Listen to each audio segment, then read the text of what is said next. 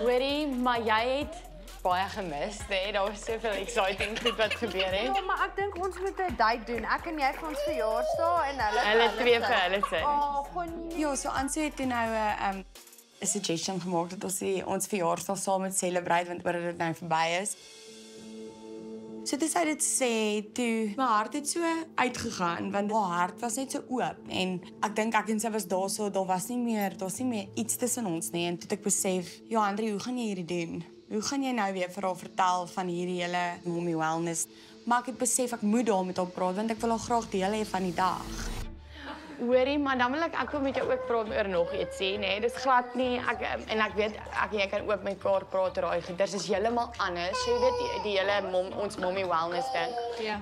So, ewe skielik begin Johandri met my praat oor iets en sy sê sy wil my iets vertel. En ek wil eintlik vertel nou daarvan, so, hier sit ons in hierdie situasie, my kind skree, ek moet hom uithaal, Ansel word uitgehaal en alles voel vir my so in mekaar en so baie. So ek moet nou mooi dink aan wat ek wil sê en hoe ek dit wil sê en ja, so maar ek vertel dit nou. Soos jy weet, ek moet van hier af vir myself, ek werk nou nie meer ook dit nie, so ek wil regtig hierdie ding groot maak om die hele kampanje in een te sit. Ja, kyk, dis is wat ek vir jou vertel het van my e-boek wat ek wil doen met Stefan.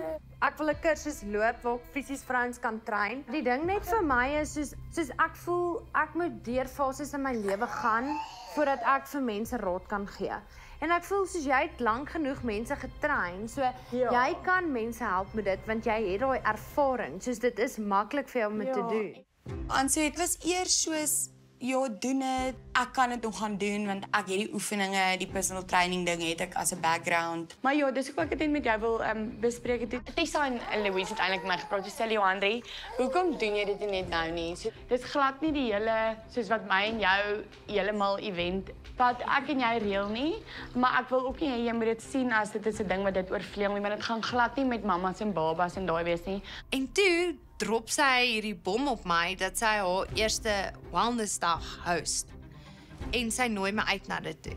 Ek wil eintlik vir jou gevra het oor Eywa, want almal wat ek ken wil daai parel hangertjies hê, nê. So ek wil graag by jou vinnig kry en dan kan ek dit dalk want daar's 'n giveaway. Ek moet nou vinnig dink oor wat ek wil doen. Toe het ek nogals bietjie my shit in my kop verloor, want toe dink ek, weet jy wat Johandri, ek het my drome met jou gedeel en jy het my konsep gevat wat ek met jou gedeel het en jou eie een gemaak. Dis messed up.